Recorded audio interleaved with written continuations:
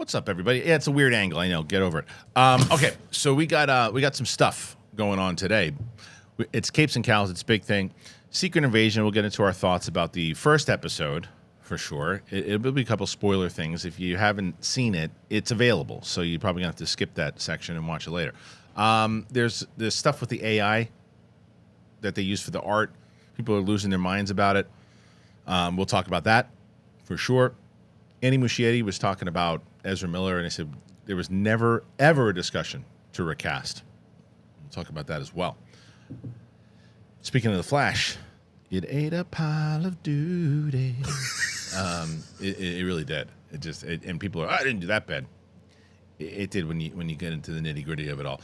Swamp Thing director James Mangold, he said it's going to be a standalone project. We'll kind of dive into what the hell that means. And then there's a few other things here and there. Batman, there's some news with Batman. We didn't really even talk about the delays last week. We'll talk about that as well. And Spiderverse crossed $500 million at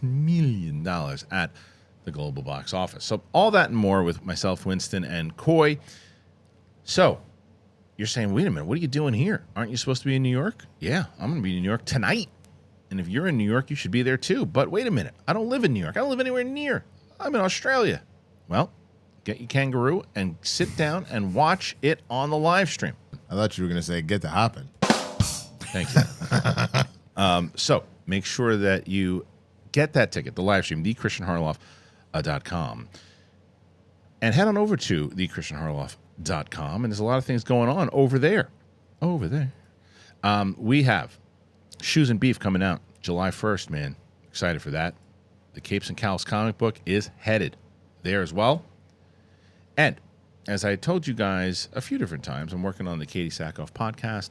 Her tickets for Comic-Con are available now. There's not a lot of seats left as far as in-person goes. There are still some seats. You can go to blahblahblahkatie.com to get tickets. But we're also doing a live stream from the event that you can see if you just want to watch the podcast itself. She's going to have a very special guest, but something that's really, I don't know if I told you guys this, that she's going to do this thing that afterwards she's going to get into the car to go home from San Diego to Los Angeles, and she's going to have the live stream on for the 2 hours. And she's going to have people like being able to join in and ask questions and do all that. So it'll be like a 2-hour stream with her on the way back, right after the podcast itself. So again, blahblahblahkatie.com. All right, let's get into it, guys. It is Capes and Cowls. It's me and Winston and Coy. Let's do it. Like butter. Welcome back, everybody, to Big Thing, Capes and Cowls. I'm Francois Biscuits.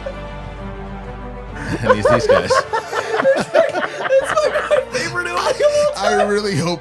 And with Roxy Stryer, bro. What you know about that? I know, it's true. We together. That actually makes sense. That Roxy would actually be one half white man, one half black man. Makes one. I don't understand where we're going, but I don't either. Girl anyway, from Boston doing the work. It's good to be back I'm proud with you of guys. her. Yeah, it's good to be back. Like you said, I've been on my own for the last like couple days. Did I tell you guys? I've told this on the live stream, but maybe not on Capes and Cowls, so I'll tell it here. Did I tell you the what's the name in the Harry Potter? Intergeekdom guys, you won't know this, but was it the Weeping Willow? Yeah. What The about Whomping Willow. Whomping Willow. All right. So did I tell you my Whomping Willow story? No. All right. This is so for people. You're probably going to hear this story in New York tonight as well, and I'm going to tell you guys it's going to be a little longer. I don't care. It's worth it. I promise. Okay. So last week, or 2 weeks ago rather, when I told you about my oldest daughter's graduation party. Yeah. So we were having this graduation party here, and we were setting up, and we had everything. And Adam Gertler grilled and did everything for us and all that. But we had to set up for it. But in the morning, we went to this park. And at this park, it was because my daughter's going into the 6th grade. So they're like, okay, and they have this whole thing, and everybody's setting up, and I took my my 5-year-old, and I took her to the park, to the other side of the park, and there's this whole collaboration of children, and they have the father brought like footballs and basketballs and jump ropes and all this hula hoops and all this stuff. So I'm like, okay, this is amazing. So finally we got to get the hell out of here because it's a barbecue. So I come back as I'm walking over, I see there's a whole set of these trees, like big trees, and there's some of them pretty easy trees, but then there's just one, and it's the Whomping Willow. It's just full of just thick branches and everything. I'm looking, and these kids are like looking up like, oh man, I'm like, what's going on, guys? I'm looking up like, the hula hoop's up there. So there's a hula hoop up there, and it's caught. And I go, all right, we gotta get this hula hoop out. So I look at what can I throw? So I look around, and there's one of these little footballs. Trying to knock it off the thing, and I hit it once. All right, so now it's like you might as well be at a fair trying to win a prize. Yeah. I'm not going anywhere. Yeah. So I'm there firing this thing. I lose the football. It goes right into the thing. It eats it up. So I'm like, okay, so what's next? So I look around. There's a soccer ball. I'm like, yeah, I guess I'm throwing the soccer ball. So eventually I'm throwing it. Then it starts catching attention. And now the dad comes over who brought all this stuff, and he's like, hey, man, this is great. I see what you're trying to do here. This is amazing. He goes, but the thing is, that's my soccer ball. And so I threw it, and then it got stuck in the tree. Oh, and he goes, no. you got to get that out. So I was like, all right, I hit it. I'm up there 15 minutes hitting it. So I'm trying to do this. My wife's like, we have to leave. We have to leave. And I go, but I didn't get it. And the guy goes, hey, has anyone seen that little football? And I go, all right, let's get out of here. So we leave. So fast forward 2 weeks later, Father's Day comes along, and my family's out of town. So my wife's like, what are you going to do today? I was like, hey, do you happen to have that address for the park? she's like, what? She's like, well, what's going on? You just want to take the dog to the park? I go, yeah, that's it. I want to go to the park. So I smoked a bowl, and I take the dog. We're walking. The dog's like, oh, I'm going for a walk. I'm like, kind of. So we walked, and I go to, and so now it's like 9:30 in the morning, whatever it is. And here it is. I'm literally staring down the Whomping Willow. I'm just staring it down, going, all right, how do we do this? So I look up. 2 weeks later, hula hoop's still there. Football is still there. So I take this old shitty ball that Maisie, my youngest, has. Doesn't even know exists. Dog's pissed on it 1,000 different times. So I'm like, I'm taking this. This is going to be the one that gets it down. Firing it. And as I do, there's a soccer teacher guy, and this guy couldn't look more like a soccer player. Yeah. Long hair, might as well just. I mean, basically, Family Guy uses an image of this guy to portray a soccer guy, and he looks by, he goes, tree of death, and walks by. So I'm like, I'm just firing the ball at the thing, just firing it, and then Maisie's ball gets stuck there. So I'm like, all right, what the hell do I do? No. First, actually, wait. Before that, I got the football out. Okay. I knocked the football out. Soccer ball still up there? The soccer ball I got out. I got that out last week, the 2 weeks prior. Okay. But it was right. So right now it's the football and the hula hoop and Maisie's ball. But I got the football out. So I'm like, okay. So what can I do here? Now I'm 10 minutes into this. I'm like, what do I do? I haven't spent enough time here. I got to figure this out. I could cut my losses, give this ball to this guy, and say, "Look what I did! I found your football when I went back by chance." So I start firing the football at it, and it gets stuck. So now, like, what do I do? So now I'm like, "All right, I'm not letting this fucking tree." Because the tree's looking at me like, "All right, buddy, get out. It's over." I'm like, "It ain't over. Shit, it's over." And I got mothers looking by like this. I got people walking by looking at me, just firing things at the tree, and so I start shaking the tree. And I'm like trying to jar it loose, and branches and shit start falling off. And I'm like, okay, one big piece falls off, and I go, do I feel bad about that? And I'm looking around, it didn't cause any real damage to it. I'm like, no, plus, you know what? If you're not going to help me out and give me my balls back, then your arm fell off, and now I'm going to throw your arms at you. And so I start chucking his fucking arms at and throwing in there, and I jar the hula hoop loose. And I'm like, yeah, right? And then I get the football out. I'm like, all right. And I'm like, this is it. And then Please tell me you threw the hula hoop at Maisie's ball. No, the hula hoop did not fall. It just jarred loose. Okay. And then all of the sticks got caught in, like, when I tell you there was tons, it looked like Arnold Schwarzenegger in Commando holding all these trees and everything, but they were all gone because they all got stuck in the Whomping Willow. I'm going to show you a picture of this thing. Excited. You have a photo. I'm so excited. And so all of this stuff landed on the floor. So finally, I got the football out, throw it, gets caught again. So now I have nothing. So I'm like, I'm like, is it time to give up? Never. And I look down, pine cones.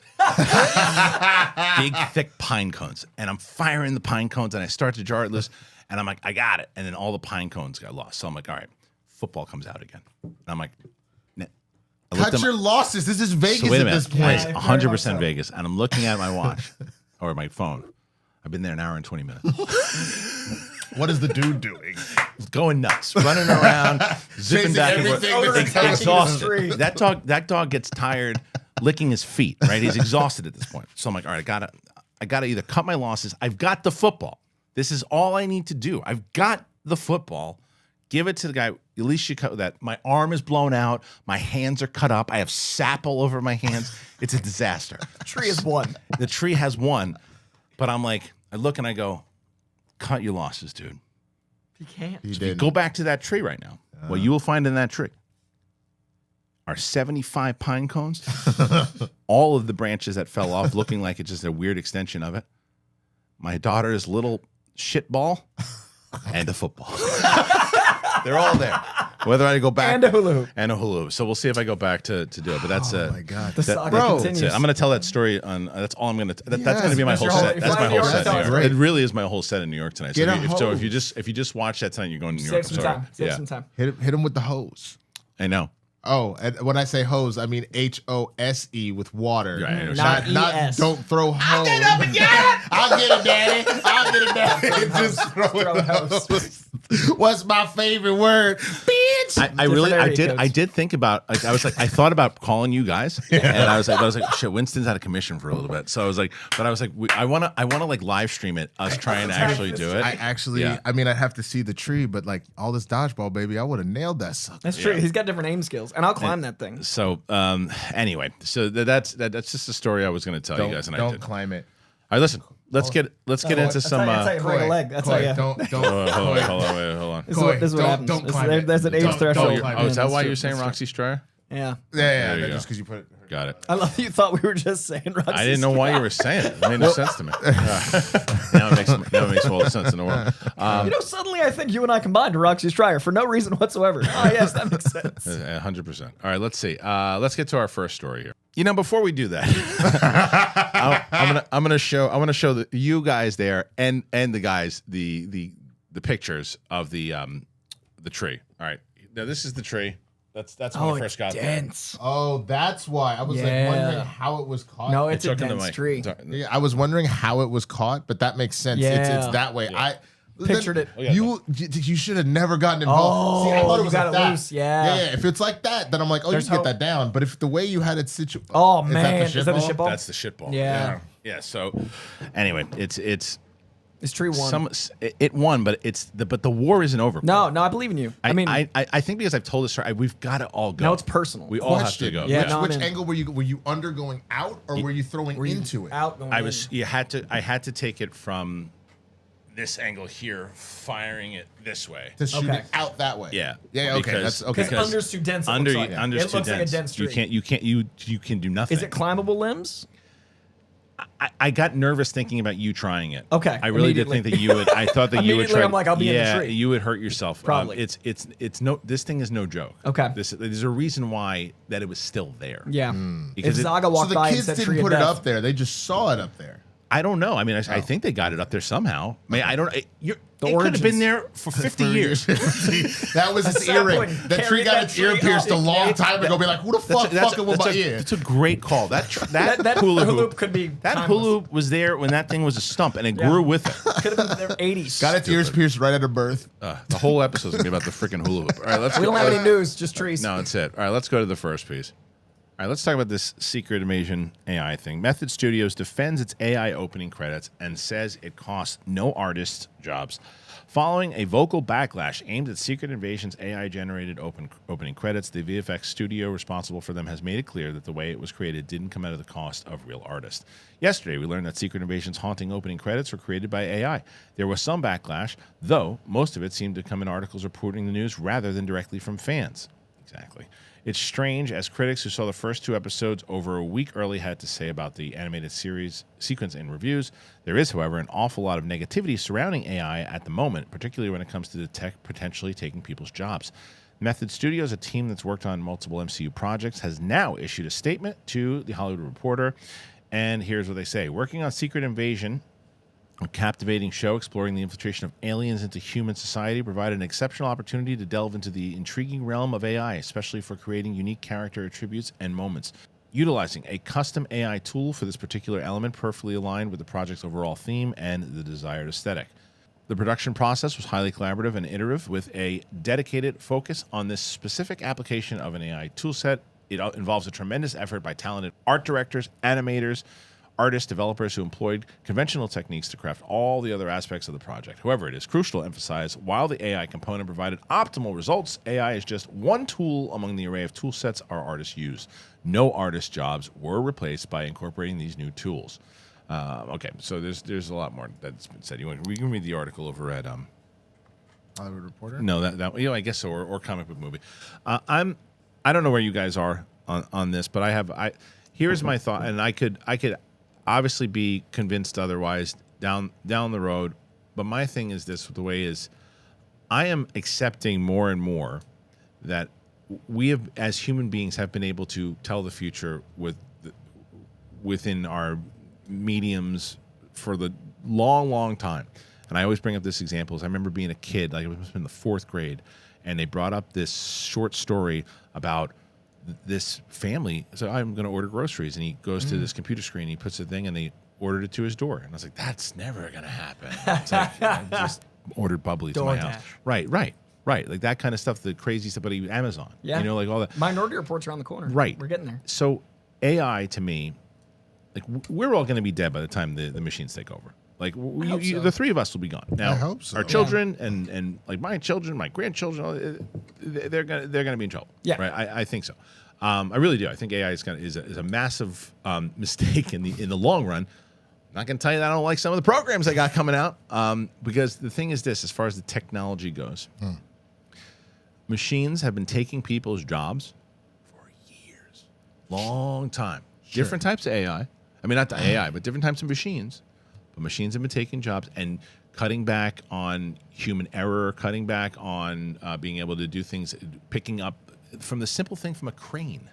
People back in the day, you had a lot of humans that would grab things and bring it up to the thing. Like, don't take those 15 guys, take that one machine, pick it up and put it on the thing.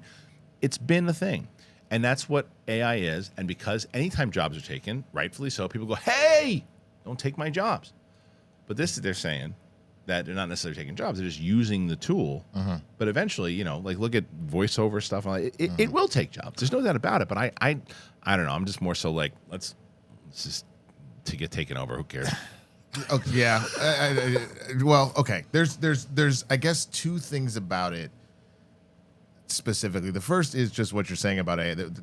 Considering that this many CEOs have been like, no, we have to stop. This is not just a job thing. This is like human extinction level potential problems. Like that in and of itself should have been enough to put a kibosh on this. But obviously we're humans. We're stupid. We're going to ignore all the warnings because that's what we always do. But then the second thing, I think specifically why it is particularly insidious, shitty with like art. Yeah. Because you're right, machines have been taking jobs, but most of those machines are making it so that while the jobs may have to evolve, like now you don't need 20 dudes to lift a giant log, you only need the one dude in the bulldozer. So I get it. Yeah. It was very dangerous for 20 people to lift that log, whereas the one that was dude one in the example. crane, That was one example. There's many examples that have done that. But Yeah. I'm just addressing what you're saying, and Yeah. the people that would make the argument, well, machines always take jobs. I get that. So I'm saying the difference there is to specifically take art and art. I'm not saying it's right, by the way. No, I'm no, just saying that it happens. No. I know. I get that. Yeah. But specifically with art, when art is supposed to be one of the biggest expressions of human society, of like where we are, of like the creativity of like an imprint of that, to let that be taken away feels like you are actually taking away the soul. I agree with you. I think that I understand the argument behind Yeah. it because it's like the thing is what's crazy is that some people didn't even know about the AI was used in it, right? I had no idea. Nobody had any idea. So that's the scary part about it because the idea is, like you said, the argument is and should be, well, you're not going to get the same kind of emotion and feel from a machine and a program than you are a human. But then you see that, and if I didn't tell you that it was a machine, you go, There was, Well, I will say this, there was something that was off about it. I just didn't connect the dots because I don't pay enough attention to AI like that. But I remember when everybody was putting their face on it and having the fake AI photos of them. Yeah. And there's a TikTok trend right now where like you put something in front of your face and the song's like, and then like it makes an AI print of you. And I'm like, so you just got done saying we should stop giving our likeness away, and now you're doing it again. It's scary. Yeah, go ahead, Corey. So my take, I'm with Winston on the generative AI. I think that AI should be used to help like accounting and farming and science and hospitals. Like there are so many uses that can benefit society in the way you're describing. Like there are ways of making the world more efficient, which is what machines are. A tool is to make us more successful, more efficient. I think when you start to do generative AI, that's different. I think when you start to give AI the ability to usurp creativity, usurp our will to create on its own, to cause art, then that's lacking. And that's my super hippie self thinks that we should use AI to get to the point where all the jobs that people don't want to do, we as a society don't have to do. And then you implement something crazy like universal basic income or let people have a 3-day work week. Like you allow AI to allow society to improve. I don't see art being taken over by AI improving society at all. No, I mean, thought the opening credits were literally an artist or artists, hopefully, that had a panel run over it of AI, which is what they're claiming. That's what it seems like. That's and this is what they're saying, but they're saying it because of backlash. So of course the studio is going to be like, studio that did wrong things said thing wasn't wrong to do. So to me, it's a lot of like reactionary, like, no, we didn't do that exact thing. But to give the benefit of the doubt as well, they could be legitimately saying, look, all the artists worked on it. They just used this tool. It's like every time I turn on YouTube, there's that one particular woman who's talking about the AI tools, and she's walking through and she's doing this. She's like, there's all people sitting at a thing using the tools. One of the names in the 8 names is a fake name. There's 8 people credited for making those credits. One of them doesn't exist. It's Right. Sarles Kagan, which is a Carl Sagan joke. They literally made up a person to give them a credit. It's lying. Yeah, well, that's lies. that's another story. I mean, it is terrifying. There's no doubt about it. So when you say you agree with Winston, you're agreeing with me too. No. I'm saying your point about technology. Right. Well, I'm saying as far as the tech goes, I understand that we have to, but here's the other problem, or not problem, but what we have to also understand. I'm older than you guys. You're older than my daughters, right?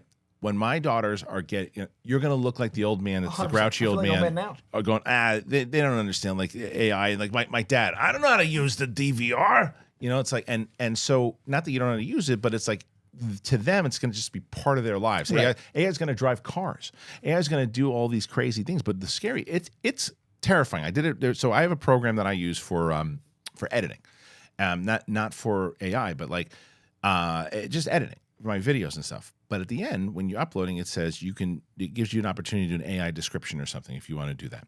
So I just wanted to goof around, and I said, all right.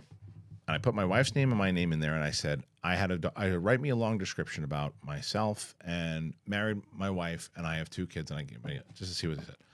They said I said, write a 7-page paragraph thing, wrote a paragraph, and inside of it, it said, and Vivian, his oldest daughter at 11, also has found the arts and wants to be an actress, which is 100% true. I didn't put that in there. Yeah. And said this, that, and the little one is still trying to find, but has a big personality, but doesn't like to talk to people much. I'm like, how the fuck did that? Because they listen to all your YouTube videos, that listen to every one of your stories. But because you talked about this. And they said that Vivian had been on videos before, which I was like, a couple. It's Ultron, like, it's just gathering all the data in the world. And it found all that information in 2 minutes. It's what less. It's funny because I do want to bring it back to Secret Invasion and where I think a lot of the animosity, and understandably so, is coming from. It is still wild to me that we have always been our own worst enemy. Yeah. Honestly, we as humans, we have always been our own worst enemy, and that's essentially what's going on with the creation of AI here, because enough people have warned that this is moving too quickly, because technology has moved exceptionally fast in our lifetime. And it's exponential with AI. That's Right. the issue, is it won't be containable once you open the box. We were already dealing with exponential technology, but now it's literally where you were squaring and then cubing something. AI now is doing it, 108 times by itself, 360 times by itself. Right. Like it's even more exponential than what we've been dealing with. So that's part of it. But as far as why people were upset with the show, and understandably so, I think it is so tied to the fact that with us being in the middle of a writer's strike and about to be in the middle of an actor's strike, that one of the main arguing points is AI. Yeah. Right. For a studio to then be using it in that regard and to know that they're using it, there's a weird ultra slap in the face of like, we already told you we don't care and we're going to use the AI anyway. A studio founded on artists, a studio historically not paying their artists well enough. Yeah. So when you throw that in we talked about the fact that I think that people should be outraged about it, but that shouldn't be the reason you shouldn't watch it, because I guarantee you the people that spent that time making the show, while arguing we need to deal with AI one way or the other, are going to be really upset if this was that big moment for their careers to push and the show tanks because people are just like, and nobody's talking about the show. Do it. That's what's driving me insane is like we opened with this because it's the #1 point of conversation, but I haven't been able to have a single conversation about the show yet because every time I want to talk about the show, it comes up this. Yeah. And that sucks for Marvel which is because the show's great, I think. It is. I like the show as well. So let's transition to that. So the show, I do like it. I heard what you said. I think it was like Andor.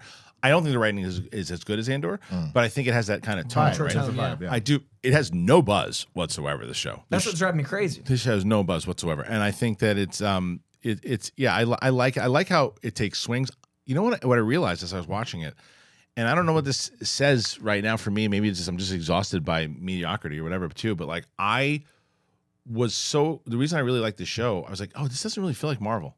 Yeah, I like that. I was so happy to have a 2-person dialogue show. Yeah. It's 2 people talking and they're like wits. And not it didn't Marvel. have that stupid like comedy. Like there's humor in it, but you know, like the way that Rhodey and him are talking, like that was great. That's coming in the so second Is that the second episode, one? Okay. but it does. But either way, y'all are going to be just completely enthralled by the second episode with a conversation that happens with Rhodey. Yeah, and, that's in the trailer anyway, so it's not a big and spoiler, Fury. yeah. Right? It is a great conversation It that is. covers everything from politics, black men in politics, Yeah. like dealing with Supporting each other. aliens, all that kind of stuff. and It it's is not so shiny. good. No, the it's show's not. not shiny. That's It's not. It's not over and bright. it's raw. So Yeah. the guy who the main villain, the British dude. Oh, he's Grab it. so good. he's great. He's great. He was in, what was he in? He was in He's been something. in a lot of stuff. Kingsley Ben Ador. Yeah, I know, but he was in is his name. something that I looked this up because I wanted to remember who he was, and he was in this something that I saw. I can't remember what it was, but he's really good. And then Amelia Clark is kind of in the background right now.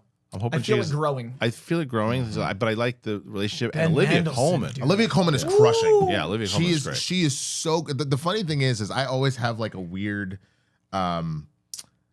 like antagonistic feeling towards Olivia Colman typically because I thought supposed to. Yeah, because, that's well specifically because I saw The Favorite and I thought she was really really good in it, but I hated that movie. Like I was on board for like the first like 90 minutes and then I was like, oh, this is just pure hubris now. Now this movie is cutting close to 3 hours. We could have wrapped this up by now. So I always unintentionally just am like very when I see her, but she's phenomenal. Yeah, she's she's really doing good. so good. I have the same thing where her roles are always so hateable. I did the junket and I interviewed the director, and she happened to be walking by during the junket. So it's just like, hey, you're incredible in this. I really appreciate it. And she went, oh, darling, and gave me a hug. And I was like, oh, I hate you. Oh, I love you. Like, it was such a weird feeling of like, I've only seen her through the lens of like, I'm mad at you. So for her to be lovely, I was like, wait, the enemy. And she's like such a warm presence in person. So Yeah. it's now even more impressive. Well, you can tell that even from this performance, because even it's though so she's saccharine. yeah, it's a good show. And then there is a very shocking moment that happens at the end of episode 1. We'll just say that. I actually don't want to spoil too much if you didn't see it, but there's a pretty shocking moment. I think it's also justified. I liked it. A lot of people online are upset about it and using certain comic terms that they're overused. But to me, this show, Were they really using that term? which it isn't at all. And I think I'm with Kristian this week, where I think humans have broken me a little bit this week. I'm gonna come back, but for now, I just hate people a lot. But I think this show is the thing I've been wanting Marvel TV to be the entire time. If this sticks the landing, it's Loki, it's WandaVision, and it might if it sticks the landing, it might be better than WandaVision for me. it's only 6 episodes, which is also promising. So nice. It's Did like you- 6 hours. Yeah, I mean that, which is nice. Definitely. Did you see that? What got teased on social media? Because I know we didn't talk about it in this news report. That Chloe Bennett put out an Instagram post of 2 photos of a daisy hanging out in her pant leg, and then she turned around and pulled her shirt off and just showed her back. What's that mean? As in her character's name for Quake was Daisy. So the okay. idea that Daisy's back. Oh, okay. So like, so that And that would fit inside Secret Invasion? technically because she posted it right around when the show aired for the first time. So there's people are now buzzing that she might be showing up. in Okay, a so that's couple If you intentional go on also, Disney yeah. Plus right now, the recommended viewings Agents of S.H.I.E.L.D. for this show. Oh, Nobody's okay. talking about it. If you go to the recommended watch, Agents of S.H.I.E.L.D. is listed under Secret Invasion. Interesting. Yeah, it is. Oh, look at that. Yeah. Jinx. All right. You Before owe me a hula hoop. no, you. Good luck. Good luck. I'll throw your crutch into try to knock it off. Oh, that's stuck in the Whomping Willow. I will. Everything's gonna be hanging off that thing soon. I'll tell you what. I will do this, and I'm not. This is true. I'm gonna go to that tree, and before I do, I'm gonna take a whole bunch of AG1. I'm gonna take athletic. I'm gonna have so much energy, and then I'm gonna sleep over at night, and I'm gonna use a Rumpel blanket. And I'll tell you about two of them right now.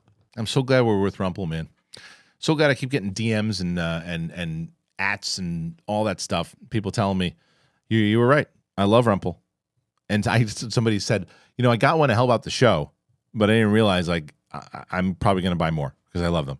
And if it wasn't for you and your show was just trying to help your stupid ass out, I wouldn't have done it. I'm glad that I did, and I'm glad they did. Rumpel's on a mission to introduce the world to better blankets. They're made with durable, sustainable materials, and they're built to last. They recycle over 5 million plastic water bottles a year. They are B Corp certified, climate neutral, and they donate 1% of all their sales to environmental causes. I love these blankets because they don't fall apart. You can take them to a soccer field and sit on them there. You can take them camping, and then they have blankets you can just curl up on your couch and watch movies and TV with. I have a bunch of them that I do all that stuff with. They have over 135 unique designs, and there's a blanket for everybody. Yeah, they're not just for outdoors; they're everywhere. You can do it for everything. It's great. You just you got an outside area. You want to curl up and just look at the stars. Do that. No, I just want to watch TV. Do that. It's the best. They have cozy hemp, fleece, Sherpas, everything. Now, go to rumpl.com/thebigthing. Use that code THEBIGTHING at checkout, and you get 10% off your first order. Rumpl.com/thebigthing. Use that code THEBIGTHING. Our next partner is AG1, the daily foundational nutrition supplement that supports whole body health. I drink it every day. I love it. And I gave it a try, honestly, because Brett Sheridan told me to. And I'm glad that he did because it's so good. I love it. It tastes good, too. And I'm not a big vitamin person. I know that. You know that at this point. But to take them all in one shot, put it in a water bottle, shake it up, that's it. I drink AG1 before my coffee.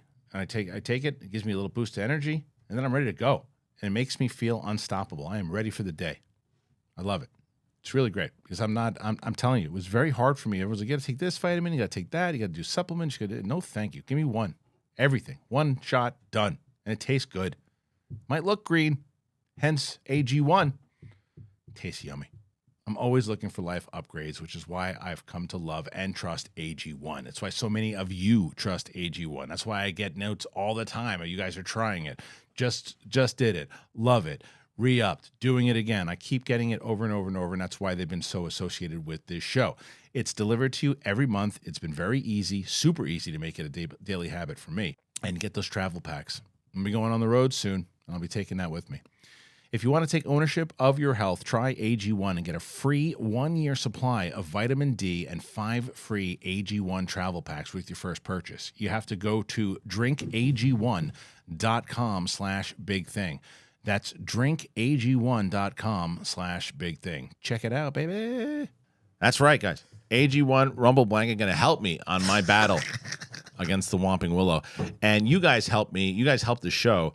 So I've told you, if you're watching my live stream or not, too, we had a faux pas with this other company that we were using to get us these sponsors and everything, too. But we're back with a company that I really enjoy, and they're getting us these sponsors. And so a lot of people, I have to understand, people don't understand how this thing always works, right? And like, oh, well, they have sponsors. That's great for them, right? And in a certain aspect, yes. But the other thing is that we only get sponsors that we hope that you guys will actually get, because when you guys get them, and you guys say, oh, that AG1 sounds, I want to try that. Or I want to get a Rumpel blanket for me and my significant other, or just going camping, and you get one of those things. That helps the show even more so, because they go, oh, people are actually getting these things. That is just as the significant other of a marketer, that is all it is. You throw money and ad dollars at like whatever, Google ads, Facebook ads, et cetera, and they look at the returns of how many people clicked on that ad and actually purchased stuff. And if nobody does it, then they don't put any more money into it. So to that point, yes, if you genuinely want to help the show, buy any of this stuff if it means anything to you. Yeah, right. if it sounds like it's something you want. That's what we have been trying to do, is to only get things Right. like the other day, last week we had, or Monday we had, or was it Monday? No, yesterday. Sorry, Skillshare. Which I was talking about. Skillshare is like, and they have like the way the YouTube videos and everything too. But RUMPL and AG1, you can't go wrong with it. Can't go wrong with it. And that's it. So let's talk about something else. All right, we're gonna get into some Flash stuff. So let's start with this. The Flash producer laughs off suggestion that they even considered recasting Ezra Miller. The Flash producer, Barbara Muschietti, laughed off rumors that the team working on the movie ever considered recasting Ezra Miller, but acknowledges that they at least kept an eye on the situation. Well, thank goodness.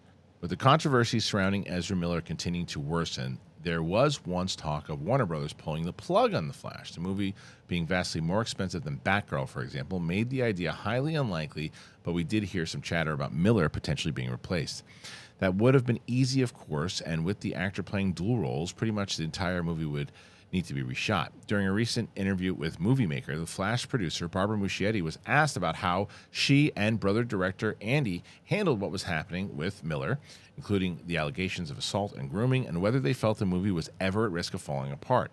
She said, "No. You know, as filmmakers, you have to put your head down and just do your work. Of course, we take that stuff very seriously, but we're focused on the movie." Asked if they could ever consider replacing Miller, the producer added, "No, it would have been absolutely impossible. When we started reading it in the news that Ezra would be replaced, we laughed because we didn't know where it came from." Muschietti concluded by saying, "That rumor definitely did not come from us or the studio." Okay, I think that the headline is a little off. We'd say, laughed it off, like not serious at all. It's in a certain aspect, sure, that's what she said. But she said, "Look, we're in the middle of shooting this thing. Yeah. We had everything. In no world could we have replaced. Even if we wanted, didn't say this, but even if we wanted to, we couldn't have. There was nothing. So we don't know where that rumor came from. It was like, no, there was no, because the article makes it seem like, we would have never replaced Ezra Miller. That's not what. Yeah, she's the saying. implication of the laugh is very different than the actual delivery. Including the laugh. That, man, I hate that. I really hate that articles have become that clickbaity. That like it would, because that's exactly the way it was That's what I thought presented. too. Yeah, I thought, laughed it off like no chance. I mean, look, they have made it clear that they're pretty tight with Ezra Miller, and they spend a lot of time together. They know Ezra Miller way differently than any of us will. They have different, and also Ezra Miller also probably didn't show them sides of themselves that clearly they've shown to other people. So. But the comment itself is like, we're so far into this thing. What are we gonna do? That, having seen the movie, and that was the point when all this started to drop. The movie was like done. Like, you still had to do reshoots because of how the DCEU was imploding, but it wasn't. You would essentially have had to reshoot the entire movie. Yeah, you would, because he ends up with. I mean, spoiler alert. I guess it's been out 2 weeks now. Or it will be in a minute, but he goes back in time and is hanging out with his younger self. Yeah, there are 2, sometimes 3. Yeah, and the business side of this thing, because you look at it, and I know what people are going to counter on this, but so I'll cover both. The first part is, if you recast that movie and you reshoot, the movie is now a $350 million movie, maybe, as far as costing, and that's not including marketing, because right now that's how much it costs. Yeah. I'm just talking about shoots themselves with reshoots and everything, probably around 350. The movie has barely, it's barely going to make 400. Then I'll counter to that. It's going to be like, well, if you didn't have Ezra Miller, you probably would have made more. Even if you made another 30 million, which is probably, the interest was not there for this film. Especially when you throw in the extra added bonuses of, you had 2 major DC bombs previously, which shook people's faith in it. You know that at least the people that are in it, like we are, know that the reboot is coming. So there's a number of people that, because of that, and because they don't trust DC, and because they feel some way about Ezra, and understandably so, they were just like, I that's a pass. I don't need to see. So like, there's just not enough juice to the squeeze with that. And if you're right, if you had done it, they're already in a bad hole. It would have been worse. I also, sorry. Yeah. I also feel like the Ezra Miller situation isn't why people aren't seeing it even now. And like I don't hear. It's a small. I think it's a small portion. Okay, Small. I'm just talking. I'm with on you. The macro. I agree with you. Everyone Yeah. I've talked to that has avoided seeing it, I think 2 people I've heard are like because of Ezra. It's because they heard word of mouth wasn't good. They heard this wasn't good. I haven't heard much conversation. There's no of, chance that my friend's gonna pick up, but I'm gonna call him. He's just an average fan in New York. Try to call him all the time. And he never picks up. So I'm going to try. Before you hit send, the other thing that's really, and maybe this is what your friend would say on top of that, I didn't realize this because in my mind, the Flash is an A-list superhero. Yeah. But yeah, I didn't realize honestly, either. there's a large contingent of the general population that are like, who the hell is the Flash? And I didn't know that was a thing. Yeah. But I had so many people like, what is that? He runs fast. He's 4 right after Batman, Superman, Wonder Woman to me. And that's the whole thing, that those are... They really are. That and Spider-Man are really the only 4 that people know. And the only reason you know Thor, Captain America, and Iron Man at this point is because of how that evolves. But people didn't know them either. Yeah. You know? I'm going to see. I'm going to try this now. I'm going to see. See if he picks up.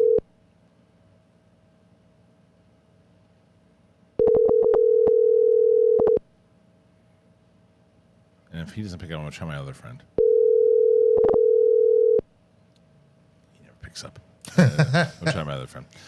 He's like, go ahead. What's Well, I was gonna say, well, you're checking for the other friend because, like, I know we keep going back to sports stuff. What I didn't realize about the Flash, in my mind, I'm thinking, yo, the Flash is out here. That's Charles Barkley, baby. That's Allen Iverson. Yeah. But like for people, it's like, nah, that's like Bradley Beal, where he's an all-star, but if you're not into basketball, you may have no idea who that is. I think he's a little bit more well known than that because of the other movies and the TV show. Oh, the TV show's huge. I think he's more known than you think he is. Well, I just don't think he's as popular. Well, I guess that was the thing. I thought he was more well known than he is, and I do think the TV show helps for sure. But I'm saying everyone knows who Batman is. Everyone knows who Spider-Man is.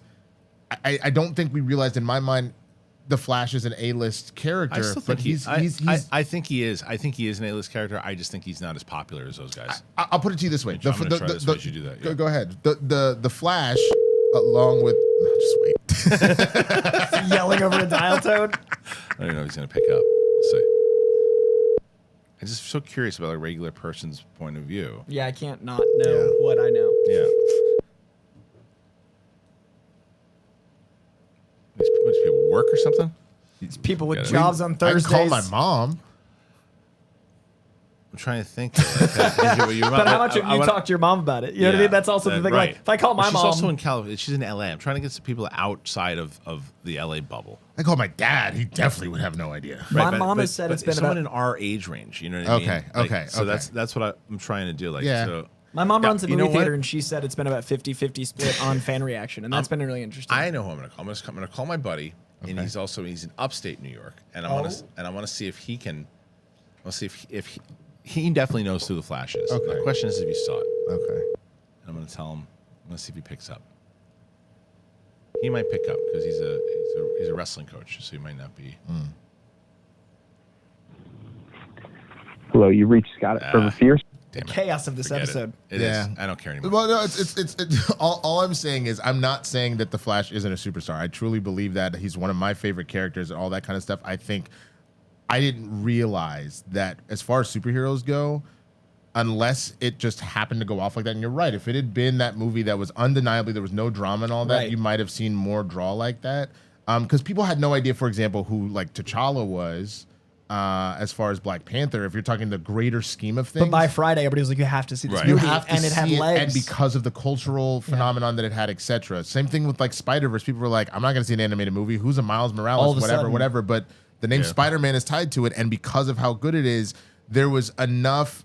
The CGI is wonky here. There's drama with outside the production. Yeah, but that was the other side of it to kind of counter the argument too. Is that that's why they marketed so heavy with Batman, and people still didn't care about like Michael Keaton because it didn't seem like a Michael Keaton movie. I think I can't believe it underperformed Black Adam. That was not That's shocking. nuts. Like That's the fact wild. that And the Eternals. last 6 movies out of DC did less well than The Rock's movie.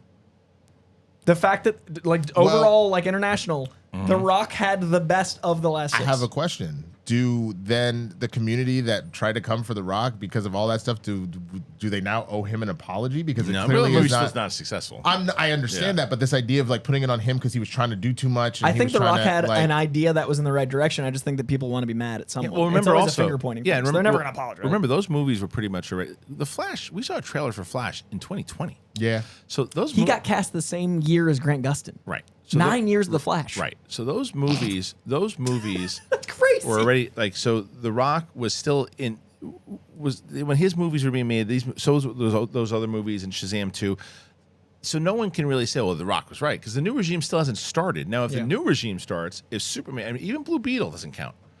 If Superman comes out and eats it, and Black Adam does better than Superman, then there's a conversation of, well, people cared more about The Rock stuff than they even cared about this new Superman, man. Yeah, I don't think that's the case. No. I just think that The Rock was going in a direction that more people wanted than he got credit for. I still don't think it was the right direction. I still don't think it was handled well. I just want to give Rock credit for he was listening to a certain group of fans. He was vocal about it. It did have the Rock bump to a point, but obviously it still wasn't enough. It still was the wrong direction. It was still too big of a swing. It was still all those things.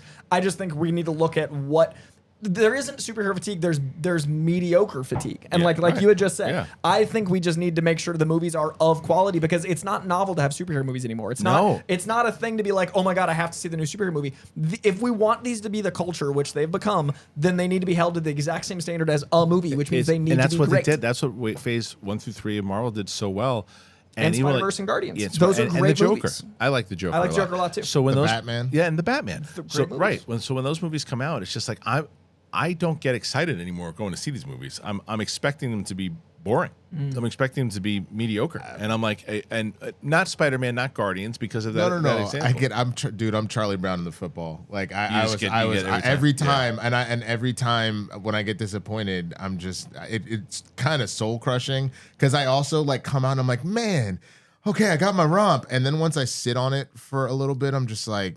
Yeah, that's where I'm at. But like look Thor, I was like, yeah. And then I left Thor, and like a week later, I was like, oh, what did I become? Well, but look at Secret Invasion, right? Secret Invasion to me, we're all on a different page here with Secret Invasion, but Secret Invasion to me, I think is one of the better quality shows that they've done. The writing's good, the acting is really good. I like the tone. There's some like really violent swings that I think works for it, and I like that it's a little bit more adult. But I didn't. Everybody was rushing out the second it came out.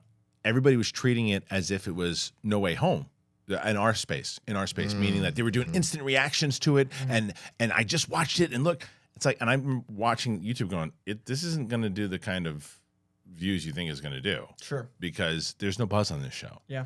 And people, because we're Greg, someone said, how come you didn't put your thing out yet? I go, because I'm going to wait until the day it comes out on Disney Plus, because that's the only time people are going to be searching for this thing. I've got a Secret Invasion video that I want to do, like my comic recommendations, and I was going to post it early so people could read them before, and I was like, nobody's talking about it yet. And then with the AI thing that happened the day it dropped, I was like, I don't want to put this out right now because no one will be talking about the thing. So I'm like either going to put it out randomly this weekend or episode 2 because I need that push. Otherwise, there's no point. And I haven't felt that with the Marvel show in a long time, where there's just not an oomph. No, it's true. But I think the mediocrity thing isn't this show's problem. I think that it is not. Because this show I think is exceptional. Yeah. I really think that it's an issue of the timing with the strike, the AI choice, the buzz mediocrity and the other that came before it. Yes, because that I think also burdened Flash. Yes.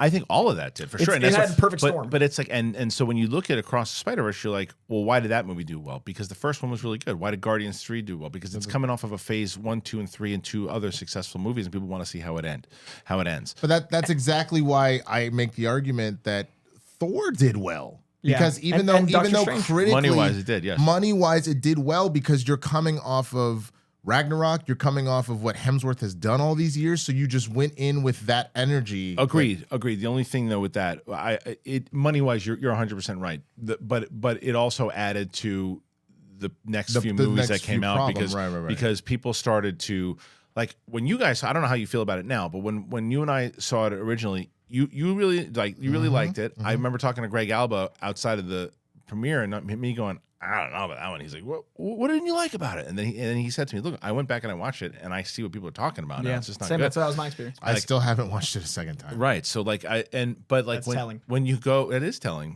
The only Phase 4/5 movie I have seen twice. Black Panther.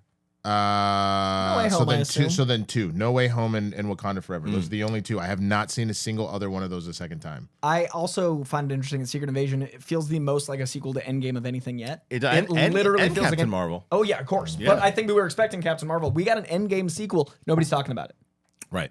I just think people are tired. Yeah. I think people. I mean, and again, whether it's not necessarily like you said, I don't think it's superhero fatigue.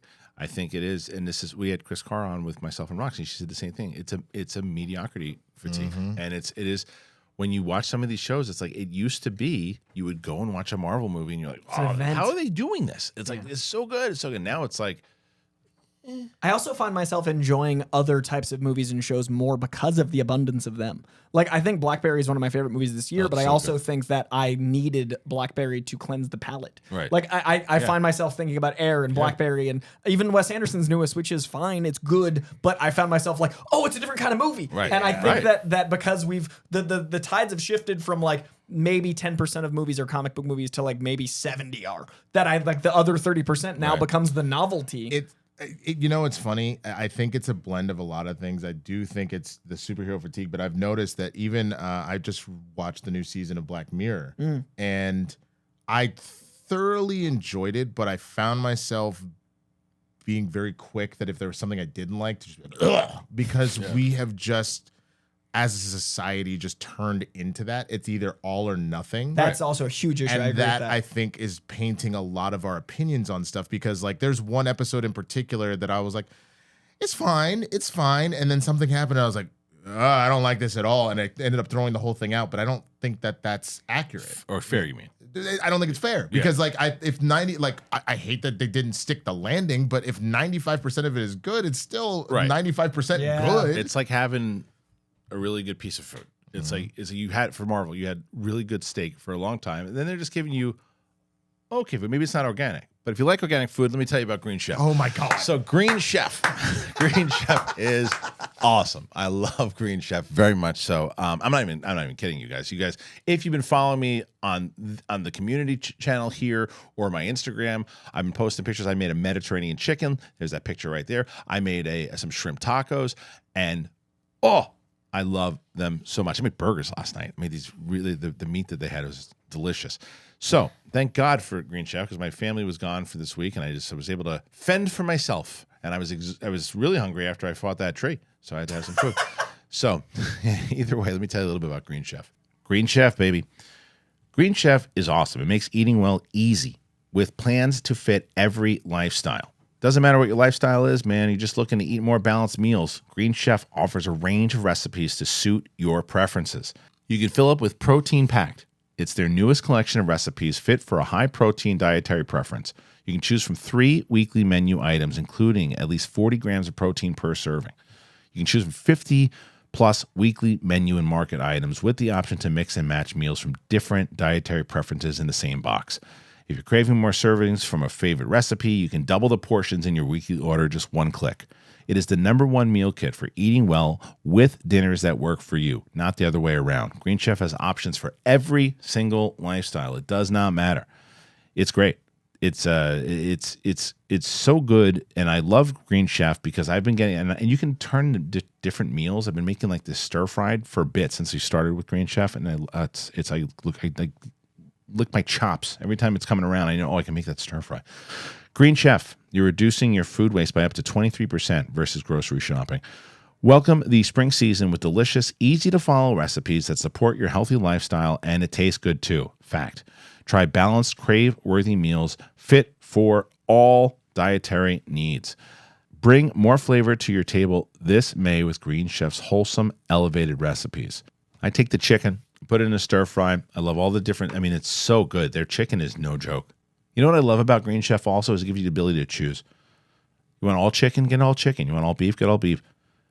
Go to greenchef.com/thing60, but use that code thing60 and get 60% off plus free shipping. Again, greenchef.com/thing60. Use that code thing60, get 60% off plus free shipping. Green Chef, man, the #1 meal kit for eating well. I got a and thank you again to Green Chef. I got a tweet from somebody who said, "All right, you and Roxy raved about it. I'm going to give it a shot. Get a box." And when you get a box and you see how good that food is, and they give you the if you like to cook, you like to cook. Have you tried Green Chef yet? No, I'm waiting until I get into the booth. 60% off, dude. 60% off. I hope it is still 60% off You after use that July code. 17th, and Well, I'm all about it. Well, if enough people wind up getting it, we'll still have them as a sponsor. Please get it so I can try it. Yeah, thing 60. Give it a shot. All right, we'll close out in a second here, but let's get to one more story. All right, let's talk a little Swamp Thing. Director James Mangold describes his upcoming DCU movie as a standalone project. Indiana Jones and Dial of Destiny director James Mangold has commented briefly on his plans for Swamp Thing, describing it as a gothic horror movie. I like that. Shortly after DC Studios announced its Chapter 1 Gods and Monsters slate, Logan director James Mangold shared a photo of Swamp Thing on Twitter. He's going to direct the movie, and it was announced by James Gunn and Safran at the end of January. It's unclear whether or not he's going to have time to work on it. Next up is his long-awaited Timothée Chalamet fronted Bob Dylan biopic, with the current plan being for him to follow it with his Dawn of the Jedi Star Wars movie. Interesting. I didn't realize Star Wars was coming before Swamp Thing. Still, it's a project he's clearly excited to tackle in the not-too-distant future. Talking to Variety, this is what he said. While I'm sure DC views Swamp Thing as a franchise, I would be viewing it as a very simple, clean, gothic horror movie about this monster, revealing he was toying for years with the idea of making a kind of Frankenstein movie. So upon learning that Gunn and Safran would be taking charge of it, he said he put in a friendly call to suggest he would develop Swamp Thing while just doing my own thing with this, just a standalone. It's hard to imagine DC Studios being happy with Alec Holland being a one-and-done character, so chances are the movie will be used as a launching platform for Swamp Thing to appear elsewhere. For Mangold, however, it's clearly a one-off rather than an opening chapter of a trilogy along these other lines. The character previously appeared as a short-lived TV series on DC Universe that was loved by fans but scrapped due to budget constraints. That news was met with a negative response, and while we don't expect this movie to be tied to that in any way, the Swamp Thing is returning to a live-action setting in theaters, no less, is good news. All right, so go ahead, Winston. I was just having a talk with my buddy. I took a friend of mine to the indie screening, and we were just talking about the reason why sequels have a tendency to work is if you don't go in there with the mindset of we are automatically going to jump into a sequel. If you think of it from the standpoint of like, we got to put our all into this, because I would make an argument probably with Into the Spider-Verse and Across the Spiderverse and now Beyond.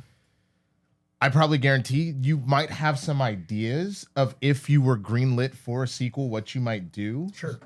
But otherwise, the focus is this is all we get. Focus just on this, put the energy just into this. And if you do that, I think you have a better chance of genuinely making something successful work. Because I feel like that was probably even the case with Guardians. It was like, hey, we want to introduce Guardians of the Galaxy. We don't know if people will take to it, because that was the most obscure. Beyond everything they had done previously, that was the most obscure thing to potentially do as a film.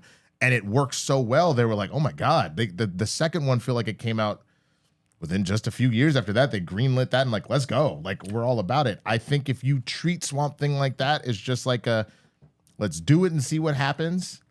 You're opening yourself up for more success, I feel like. This is such good news to me, because I feel like a huge part of the Marvel problem is like, how do we tie it to everything? How do we make this sequel? How do we... It feels like an open door instead of a journey and experience. I love Phase 1 because Iron Man... You watch Iron Man, it's a damn near perfect movie. When it ends, it ends. And it can continue. Can continue, not needs to continue. So James Gunn has made it very clear that these things are going to be disparate parts, but also they can be seen together. That's comic books. When you pick up a comic book, or a better example is a trade, because a movie's more like a trade paperback where it's the full story. You pick up a trade, you can read that trade. You can also read the next trade. You can read the one before it. You could also read another character that's in that one, but you're going to get a story in that trade if it's written well. So I think we need to start looking at the DC universe like he's describing, where I've got this story to tell. Someone might tell it differently after me. Someone might connect it to these things, but I'm telling this story, and that's going to make for better filmmaking. I want movies to be a movie again. And this gives me a lot of hope. This is what I want to hear. James Mangold's the guy for it.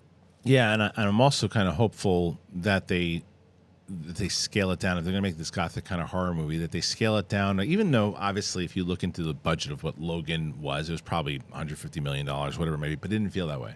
It felt like a smaller. It felt like an independent film because of the substance and stuff that was. I think Hugh Jackman took a pay cut to make it rated R, so I think it was actually pretty small. Is it? I Let me think see. Hugh Jackman let me take said a he look. was willing to not get paid as much in Rated order to R make movies it. cost more money. The rated R movies don't make as much money. That's not necessarily true. But Look at the Deadpool. time, At the time, I get it. So like I remember there was a public thing of him like, nah, look, let's figure this out, let's do it. Yeah, but still between 97 to 127 million, which in the grand scheme of things for those movies, it's not a lot. That's what I hope Swamp Thing is, and because of two main reasons. Reason one, because of what he's saying in the horror aspect, you want to be able to scale that down. You don't want it to look too big. And the other thing is, movies should stop spending this much money on it because you don't. This is compared to the Flash. Swamp Thing is way less popular than the Flash, and that's a risk. Whether Mangold's doing it or not, that is a risk. So $120 million is.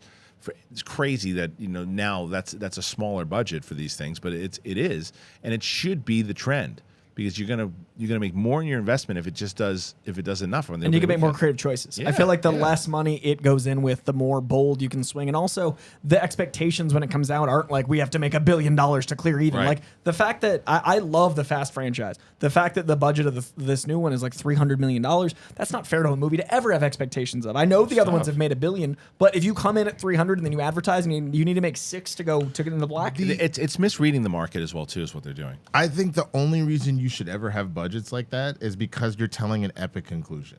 So or like the Lord of the Rings, That's or what the Avengers. 3. Well, that's what I'm saying. Yeah. Your Infinity War and Endgame, I'll give Yeah. you that budget because this is a culmination of the last 11 It's the years. series finale. We're wrapping it up. It's the same thing with Lord of the, with I don't remember what the Return of the King's budget was, but like, sure, you are going to get a higher budget because of how grandiose those things are, but it's like I would expect Fellowship to be 100, for Two Towers to be maybe 110.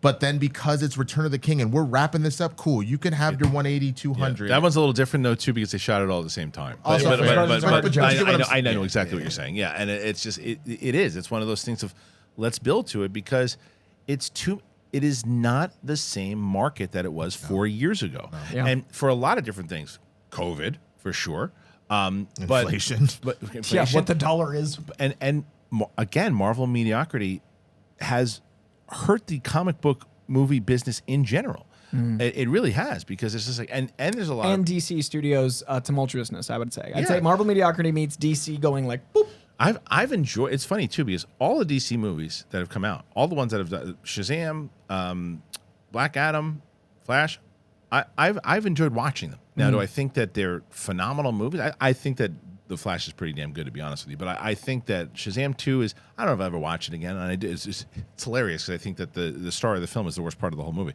But I think that the movie itself is still, it's entertaining. I think it's got some good stuff in it. But Black Adam to me is maybe just like a guilty movie pleasure as well, too. I'll tell you what, out of the three of them, Black Adam, at least for me, the score is the best out of the three. Huh.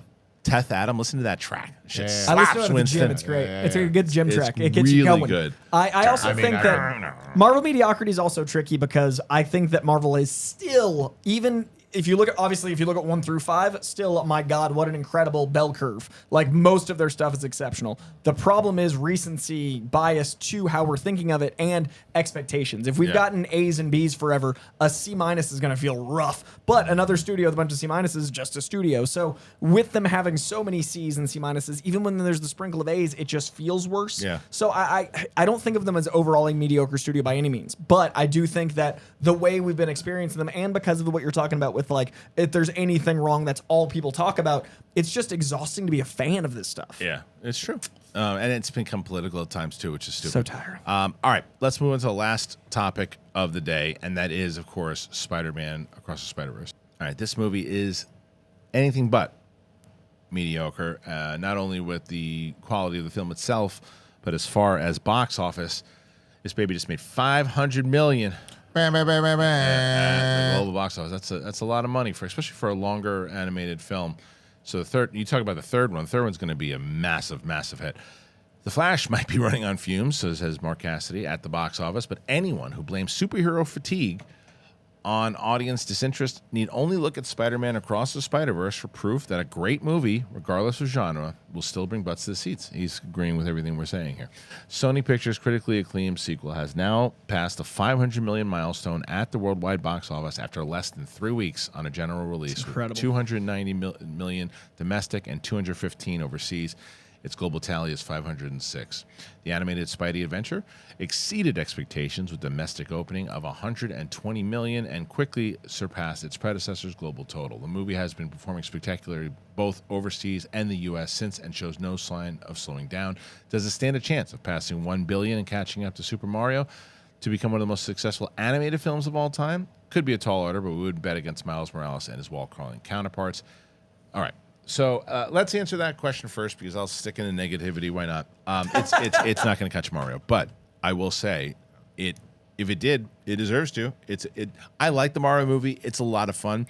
It's not a better movie than Across the It's not Spiderverse. even remotely Not even close. remotely close. But it's 90 minutes, and it's it's the most 90 minutes. It's the most recognizable character in video games. And you can take a 5-year-old to Right. see it, and the I 5-year-old. won't. actually believe, if I'm not mistaken, I think even just money wise, Mario to Spider-Man, that Mario just as like a franchise is more profitable than Yeah, because it's like Spider-Man. such an icon, and I know Spider-Man is too. yeah. Obviously, Spider-Man is the most No, iconic I'm not character of all knocking time. Spider-Man, but yeah. It is. you know? It's true, and it's just like I said, my and that Jack Black song too, The man. Peaches, bro. Dude, That. bop. Did you see the video of the elementary school kids where So the one good. kid did it for he dressed as No. Bowser and played the song and the for his whole- talent show, and the entire school busted out singing Peaches with him. So It's so my beautiful. daughter So went to cute. my daughter went to her graduation party, not the one that we had here at the barbecue, but they had a party with all the kids and went to this place and they were dancing and everything too.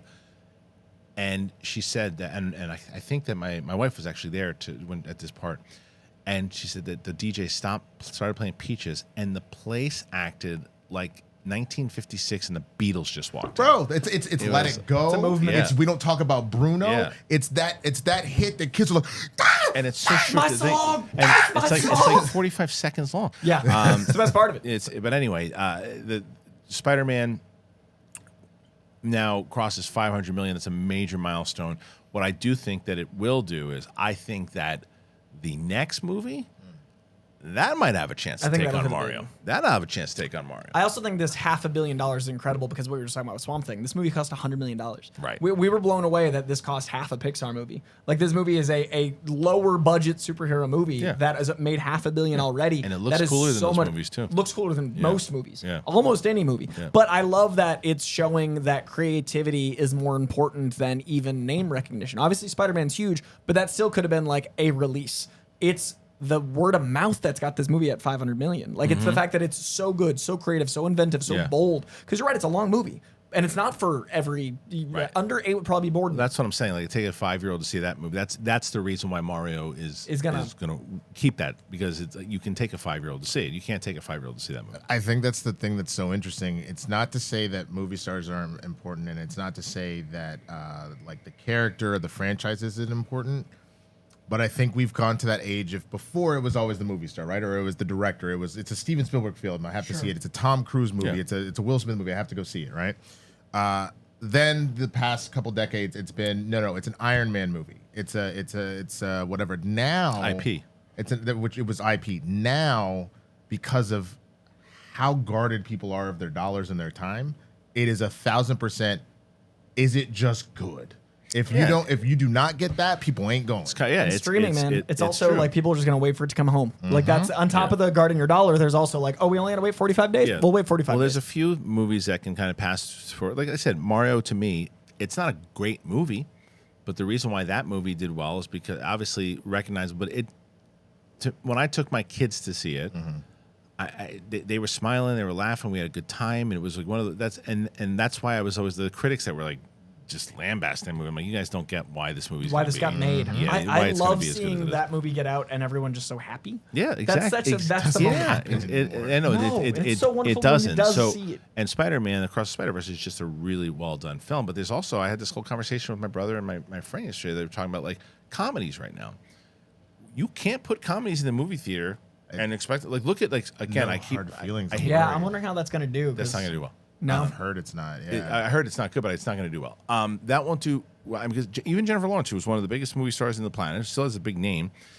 That's not a movie people are going to run out to see it. You have a better shot at taking and out of the 3 movies, it might be the worst, but you have a better shot at taking a Jennifer Lawrence and putting her in one of those movies like that, and if it's quality, off of your previous point before, have a better shot of it doing pretty well, like a Sandra Bullock, Channing Tatum type movie that they did, than you do trying to do a movie like Burt Kreischer did with Mark Hamill and what they did with Sebastian Maniscalco did with De Niro.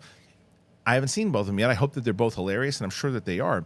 But the reason why that's more of a risk these days, because this ain't 2010 and you putting The Hangover in there anymore. Yeah. People can find those types of movies on Amazon. They can find them on Netflix. You can find them on. I was sitting at the dentist looking up at all the things, and I saw like 7 of those types of movies. Now I understand the argument against it, or if you're Bert or Sebastian going, well, I don't want to just be another movie that disappears. Right. And everything. I want one that hits. Problem is, most likely not going to hit because those types of movies, people aren't going to the theaters anymore. Dude, that sucks because I Yeah. think about the Bridesmaids and Right. and the Hangovers and all of those just types of movies that God, The joy of sharing that laugh, dude. Yeah, honestly, yeah, it's like being in a comedy club. just Yeah. because that's Yeah, that. I think makes about me Palm sad. Springs because I would have loved Right. to have seen Palm Springs in Right. theaters. That movie is so much heart, so funny, and it never got a release. I think Well, about that the was one. also pandemic, though. No, totally. Yeah. But it's an Amazon original or what a Hulu original, so it never had the opportunity, even if it wasn't, because it was made by a streamer. And I think about Right. what's it called? There was one this week. Oh, Extraction. Man, I would have loved to have seen Extraction in a theater. Yeah, but that's the whole thing, though. That's the risk you take. That movie, you put Extraction in the theater. Those types of action movies. It's 80s action movies don't back get made. in the day when you have a much better shot of those. That's kind of a sure bet with Chris Hemsworth and a big movie star doing that. It's 21-minute Wonder there's would have been just everything we talked about. Streaming and the pandemic changed the game dramatically. Streaming killed the movie Oh, 100%. star. Streaming. Streaming killed the movie. Streaming changed the movie business because it's like people are very, very cautious about why they're, because now even today when you go into the theater, like because you pay so much on your credit cards or whatever for streaming services every month, so it's got a net, and you never had that back in the day, and now you have to justify Leaving. yeah. 'Cause you're already paying $80 and it's 5 like, streamers. Well, can we go see this movie? Why? We can go watch. There's like 7,000 movies on. Yeah. And we have a big freaking television. And society forgot how to be in public in the pandemic. Yeah, they were always terrible. It's gotten so much worse. The theater. I feel like the theater before 2019 It's the and after generation. 2019. You're That's shaking your also, old fist. You're shaking your old fist. I But was like, shaking my old man fist. no, in the but cloud, there's bro. also like there's more phone use in public. There's more like Yeah. there just It's wasn't generation, that man. part of the society. Right. Like Yeah, it's terrible. It's also me being old, That's why but it's part of it. I rarely go to. I mean, because I'll go to the screenings. Right. But I rarely go to the movies unless I'm taking my kids. I'll take them in the mornings and stuff too because I try to avoid those crowds. People give me crap about premieres. It's not about the premiere. It's about me not being with the public. I like to see a movie with people celebrating the movie. That's why I go to the press screenings. So those are people taking notes and they're press so screenings- hoity-toity. You know what you always do? You ever hate go to a those press people. screening? And this is for anybody. If you ever get a chance to go to a press screening, sit near Alonzo Duralde. Because if someone turns their phone on, can you please lower your phone, please? And it's the best. I wait for it. Like this happened 2 weeks wait ago. for it. This happened 2 weeks ago, and I knew it. I timed it out. Alonzo was sitting in the back, and he was waiting because it was right before the credits or whatever too, and it was happening. And then it was, it was enough time. We're like, okay, I'm waiting. And I was like, this guy, if this phone stays up, we're getting an Alonzo. We're getting one. and the guy keeps it up. It was at the screening for like, Little Mermaid. Oh, okay. And then, can you lower your phone? Wait. At please? Capitan? Yes. I was there. I remember that. Bro. It was great. You experienced it. And you wanted to cheer. Bro, I was Yeah. because I was on the opposite end because I remember Oh, you okay. and your daughter sat kind of Yeah, off to the we sat right, right near Alonzo. I was in the handicap section, and so I was sitting there. I just heard, "Can you turn your phone off?" And I was He just said, like, "Please, "What?" though. He Yeah, said, he "Please." said, "I heard the please," but Yeah. I just heard yeah, and I was like, "What is happening?" And I love he forever. There was a James Rachi who has passed, but he was the best when it came to that stuff. He's like, "Sir, it's time to turn your phone off, sir. Turn your phone off, sir. We are here working, sir. Turn your phone off, sir." So good. I got one at Indy a couple days ago where I was sitting up at the front and there was somebody I guess right behind me, and something happens, and like a line of dialogue was with, and someone just goes, "Would you please shut the fuck up?" I don't know what they're saying. Like, See, that's the thing is like that is the screenings we go to. If you go to just the public, it's chaos, and it's so like I know so many people that don't go to the movies because of the public, right? And that's a mess. Well, people forget that you're around other people. It's not your movie theater. Right, and you paid $20, so they think they're entitled, but so did everyone else. Right. So I think there's a lot of problems. I think I used to be someone that thought the movie theater would always be here. I think streaming means we might be the last generation. Our kids might die of AI, but I don't know if we'll made like the last theater generation. I don't think so anymore. During SEN, I would say I think theaters are going to go away. I think it's going to be the end of it too, unless studios start buying their own theaters and things of that nature, which is certainly possible. But I don't think so. I think this is proving that I think Across the Spiderverse proves that it won't go away. I think there's a lot of Avatar. I think it proves that it won't. It's not just quality. It's specific movies people want to see, very similar to how like the theater was back in the day. And it's not the way it used to be before COVID and before all these streaming, where you're going, oh, I can pretty much gauge that this movie will probably do pretty well because it's got this star, it's got this, this genre is hitting right now, so we got a good shot of this thing doing pretty well. In comedies and actions, it ain't that anymore. Yeah. So it's like it's a crapshoot. But I think you're still gonna see theaters. The business has to change, and the budgets have to come down. They gotta come down. It's too. If I'm a studio head, I'm going. Every movie we're spending $200 million. Our last 3 movies have lost us money or barely broke even. We have to stop paying $200 million per movie, and then another $150 in marketing. It is a terrible business decision. Terrible. It's we also just don't. Movies aren't doing that draw that automatically anymore. Right. It's not a default Friday night. Here's a movie. Here's what's playing. No. But that's also a thing with the strikes happening. We need to make sure we also can pay the people making it to be quality, because visual effects artists, writers, everyone that's making these movies is underpaid while they're not spending the money well. And the streaming wars, guys, by the way, and the streaming and all that, it really is super young. It's only 4 years. Or something like that, 5. I remember talking about how it was starting out, and when we were on like Collider and Movie Talk and shit, talking about that stuff. But anyway, all right, this is a fun conversation today. Thanks for joining us on Capes and Cowls. I appreciate you being here. All right, let's talk to the guys first. Winston, start with you. Where can they find you? Come find me over at the Swaggy Blurred on all the platforms. I've been putting a lot of content out on YouTube, and I've been doing a lot of stuff on TikTok and Instagram. So make it easy for you. The Swaggy Blurred. Come say what's up. Breakfast AM news, reviews, all that good stuff. Go ahead. Find me on Twitter, Instagram, and TikTok, where I'm trying to make comic book-based videos where I'm getting people to actually read the books that I love so much, and you can find me there far too often, at Koijandro. And don't forget about Capes and Cowls, the comic book. It is coming on July 1st. Now, here's the thing about it. If you are a $10 member, you will automatically get the digital copy. However, if you're not, and you're like, well, I wanted to see it, you can buy the digital copy a la carte, or you can actually get a physical copy sent to you. And there's going to be a new option where if you want a signature on it, you can do that as well too. So we have that coming, so make sure you check it out. And we also got Shoes and Beef coming July 1st. Don't forget about tonight, man. We're going to be there, the big thing live. If you want to watch it, you want to see some crazy stuff go down, thekristianharloff.com. Brett, Jen Sturger, Kate Mulligan, myself, Mark Ellis, and Corey and Martin from Double Toasted. Please come and check us out tonight. We hope that you can be there. We'd love to see you in New York, and we'd love to see you on the live stream. So, for myself and Winston and Coy, thanks for joining us. We'll see you on the flip side. Peace.